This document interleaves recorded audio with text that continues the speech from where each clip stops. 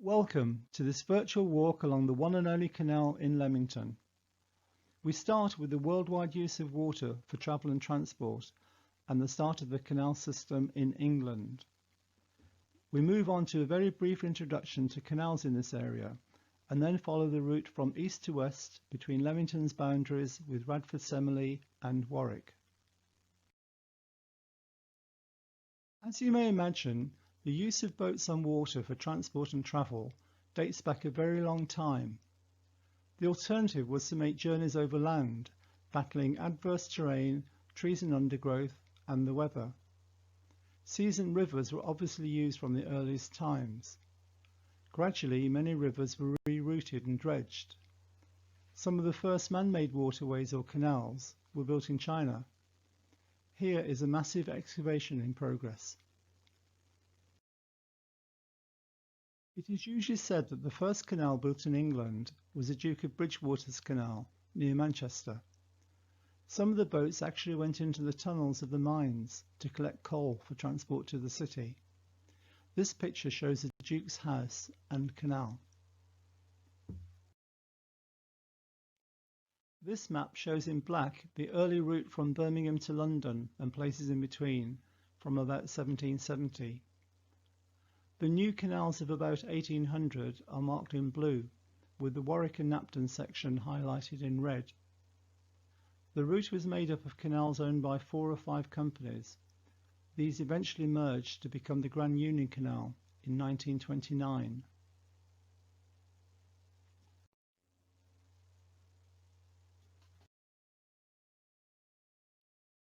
This is a delightful view of Knapton Bottom Lock on the Oxford Canal, which is close to the junction with our canal.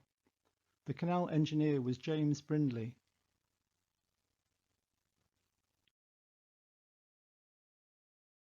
The canal at Leamington was initially named the Warwick and Knapton Canal, and it was completed in 1799. This is a sign at the junction at Knapton. Our canal left the Oxford Canal at Knapton and continued through Leamington to Warwick, where there was a junction with the Warwick and Birmingham Canal at the Saltisford to carry the boats off to Birmingham. The earlier canal to Oxford of 1778 led to the River Thames. It was part of the route to take goods from the Midlands to London. The canals through Warwick were part of a shorter route from Birmingham to London and opened around 1800. This signpost is at the junction.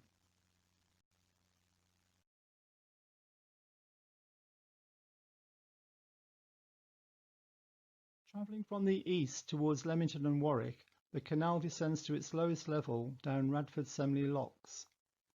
It crosses the boundary between Radford Semley and Leamington as it travels above Rad Brook on a brick-built aqueduct. It is substantial but not photogenic because of the trees.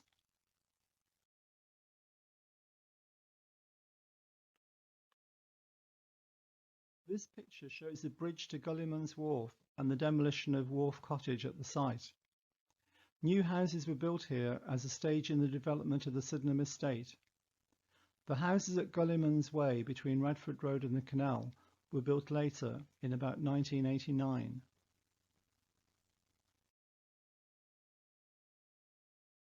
This is a quick look at the many wharves alongside the canal in Leamington from time to time. Owners of these wharves changed frequently.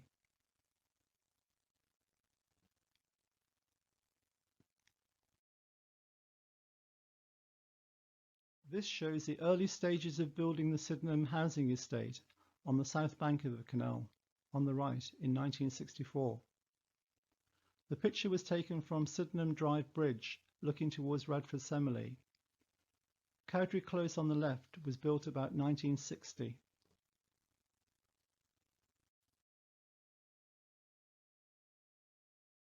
This map of 1881 shows the canal before the bridge for St Mary's Road was built. It also shows Rushmore Terrace, which is the only remaining terrace alongside the canal towpath. There were several other terraces. Moving east to west, they included Chesham Terrace, Northcote Terrace, Warwick Terrace, Albion Terrace, and Albion Row, pictured later. This is the bridge which carries Clapham Terrace over the canal to what used to be a busy commercial basin. If you wish to explore this area, then be aware that there is no access to the towpath from this street, presumably because of the school nearby.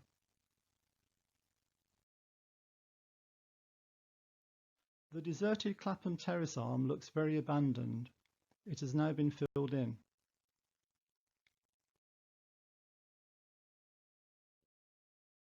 These are a couple of the buildings that used to stand around the basin with the malt house on the left when in use as a furniture store.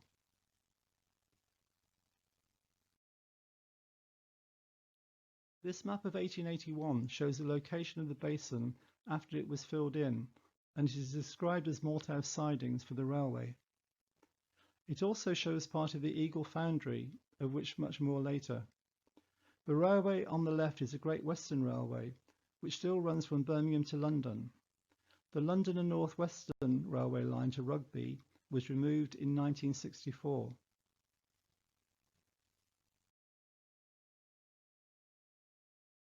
Between Clapham Terrace and the railway bridges on the north side of the canal stood the Warnford Hospital on Radford Road.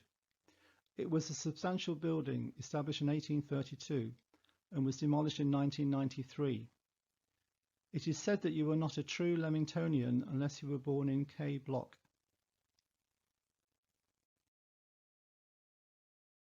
The demolition of the Warnford Hospital in 1993.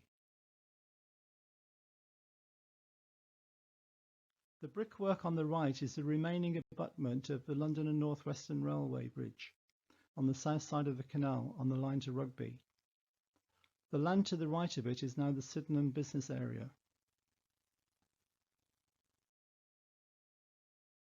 This is the bridge for the Great Western Railway line. The original bridge from 1851 was replaced in 1959.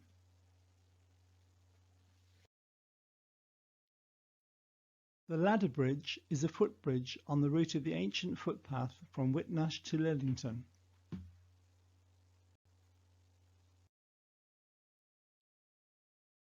This is the ladder bridge with one end of the 1944 Art Deco extension of the Eagle Foundry. This is the start of a brief history of the Eagle Foundry and Flavel's.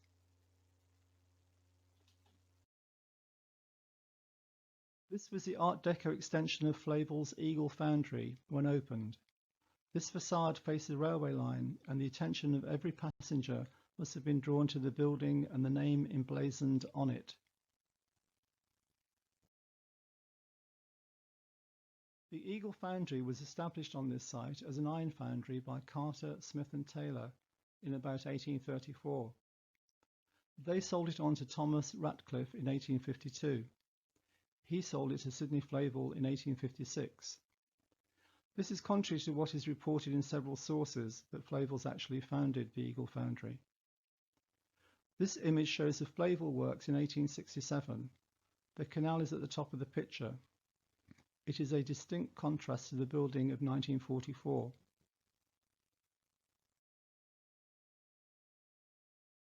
This representation is a view from the canal in 1877.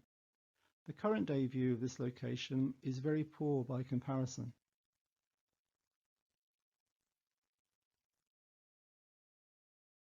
A couple of the products of the Flavels. On the left is the first advertisement of the Kitchener cooking appliance, invented by William Flavel in 1828, which was the foundation of the company's success. It has to be noted that Flavel never actually obtained an official patent. His son Sidney, Sr., developed the business, and he was followed by his son, also Sidney. The picture on the right is a later version of the Kitchener, possibly 1880, which is, quote, stuffed and mounted in the reception area of the works. William Flavel, founder of the firm in Leamington. Sidney Flavel Sr. on the right.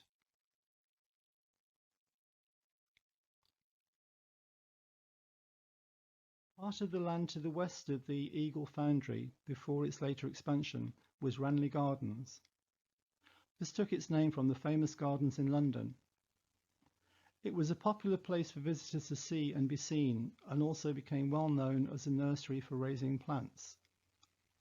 John Cullis ran these gardens for many years and was influential in the greening of Leamington New Town, for example Linden Parade and Jefferson Gardens.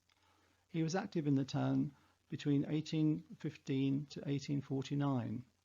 He sadly died of cholera. The site was sold in 1855.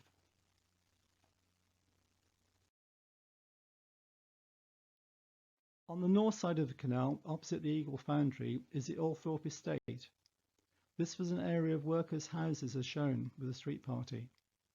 It deteriorated to become a slum, and the houses were demolished around 1960.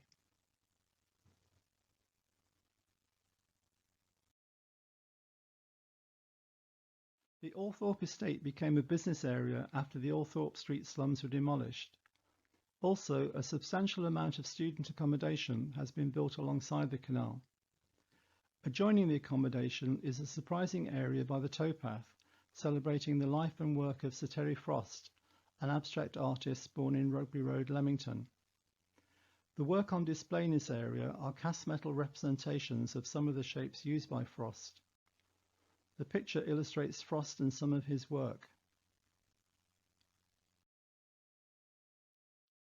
These are the buildings at the top of Clement Street, adjacent to the canal. Initially, the bridge was a decorative timber structure leading to Ranelagh Gardens. These are the houses on the south side of the canal, in Ranelagh Terrace.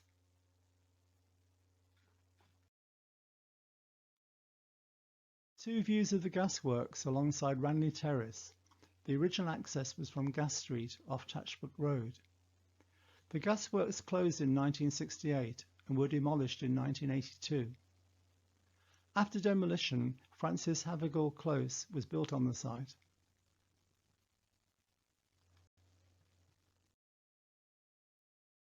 This was Albion Row, parallel with the canal. Access was from the south end of Y Street and the buildings included a pub. This is the last of several terraces along the towpath in the town.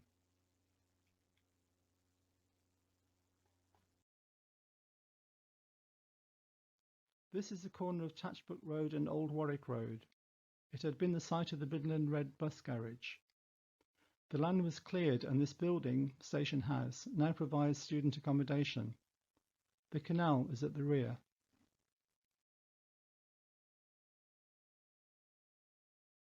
This illustrates that the route of the canal was significantly diverted to make space for the roundabout at the start of Europa Way. A map of 1950 has been superimposed on a map of 2020. This is the end of the walk, as at this point the canal leaves Leamington and enters Warwick.